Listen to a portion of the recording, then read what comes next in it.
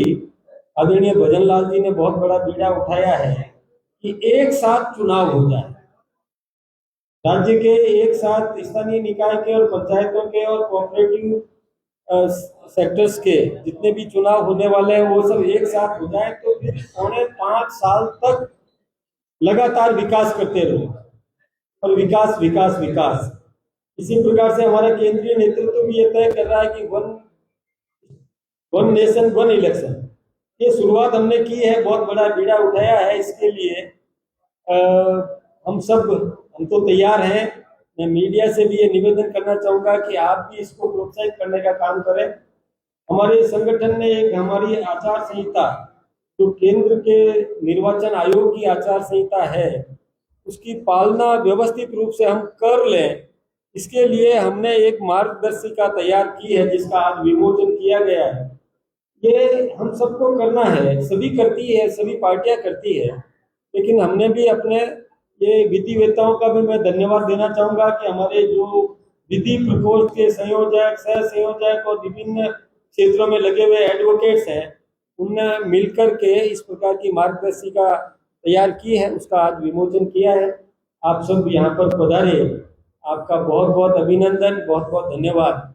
आज की परिस्थिति के हिसाब से आप सबसे भी मैं ये निवेदन करना चाहूंगा कि समाज को जागरूक करने का दायित्व ये मीडिया, जो लोकतंत्र का चौथा स्तंभ है, तो वो निभाता है। इसलिए समाज में एक जागरूकता पैदा करें ताकि समाज का प्रत्येक नागरिक सही निर्णय कर सके, राष्ट्र प्रथम की भावना से चले और इस स्थानीय निकाय के चुनाव में भी सेवा की भावना को लेकर के जो जन सेवक के रूप में मैदान में आया है उसको आशीर्वाद मिल जाए ताकि विकास हो।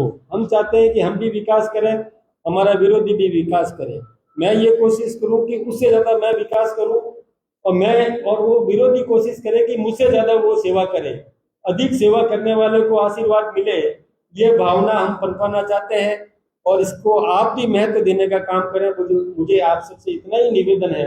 आप सबका बहुत बहुत अभिनंदन, बहुत बहुत धन्यवाद।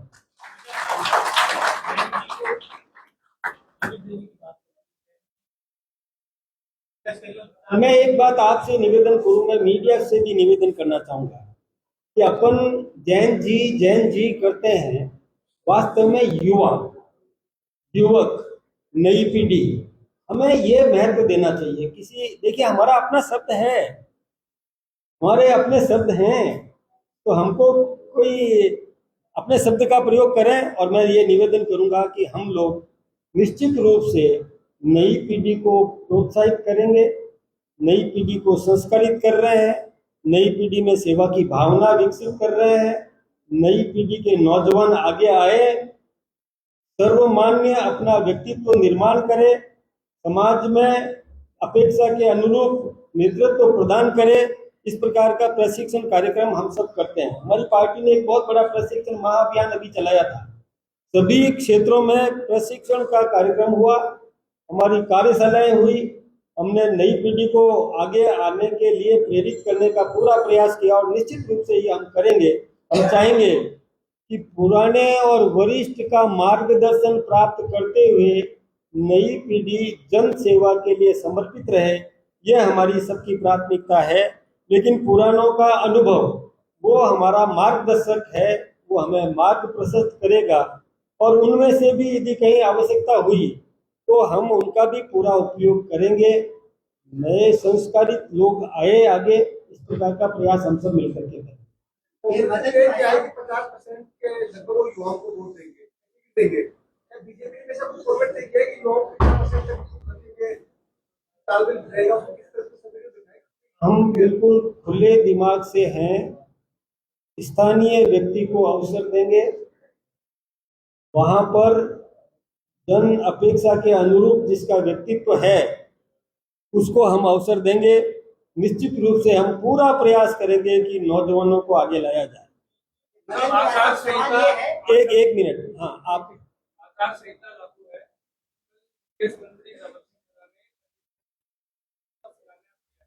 क्या भाजपा ये मानती है कि आचार संहिता के दौरान?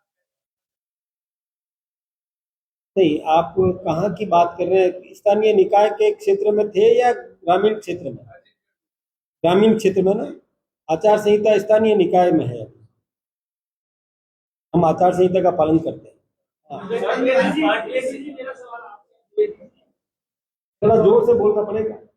पंकज जी, हाँ, मेरा सवाल आपसे एक मिनट, पंकज जी कर रहे हैं। द्विवेदी से सवाल है।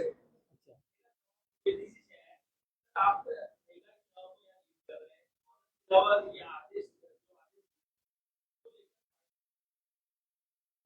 पार्टी के लिए गले की मांस बांट रहे हैं, राजेश या राज करिए। देखिए, इसका जवाब मैं दे देता हूँ, क्योंकि ये राष्ट्रीय स्तर पर वो इस लेवल का नहीं, मेरे लेवल का ही है, तो मैं संभाल लेता हूँ इसको। देखिए, कोई भी हमारे यहाँ से कोई भी मंत्री या कोई भी जनप्रतिनिधि आचार संहिता का उल्लंघन नहीं करता है, उसका पूरा पालन करेगा और पालन करवाना हमारी जवाबदारी है।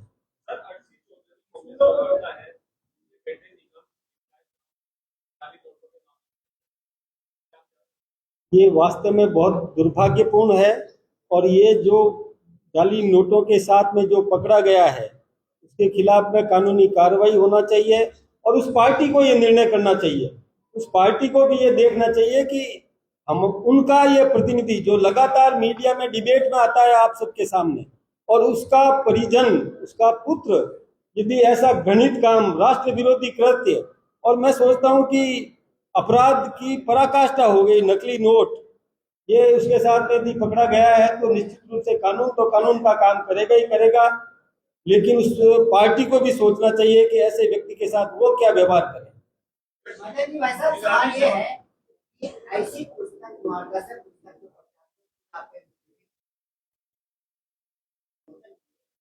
प्रतिभा शुरुआत लोकसभा में ये पद संगठन में पद लेने की आस्था है, ये क्या आपकी आमदनी सिनट में आ जाएगा, ये भी प्रत्याशी, ये भी पुस्तक आ सकती है, तो ये पद हासिल करने का रास्ता है क्या? ये आपके जरिए हम पहुंचा रहे हैं।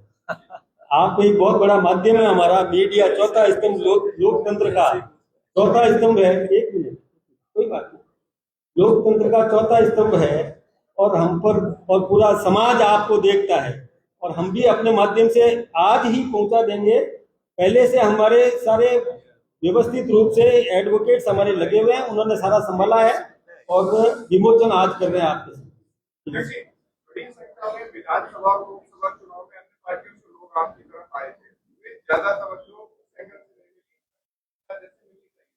अब जो चुनाव हो रहे हैं वो एक तरह से उनके लिए भी भावनाओं का क्षेत्र है। मैं एक बात बहुत क्लियर कर लूं आपसे कि जो व्यक्ति रीति नीति संस्कार समझ करके हमारे साथ में आया है, उसको हमने अपने परिवार का सदस्य बना दिया, मिक्सअप हो गया। अब उसके अपेक्षा के अनुरूप उसका जो जहां आवश्यकता होती है, जनता के द्वारा सर्वे के आधार पर जो आएगा उसको निश्चित रूप से अवसर देंगे, भेदभाव नहीं करेंगे, वो हमारे परिवार का अंग है। ठीक साहब, बहुत बहुत धन्यवाद आप सबका।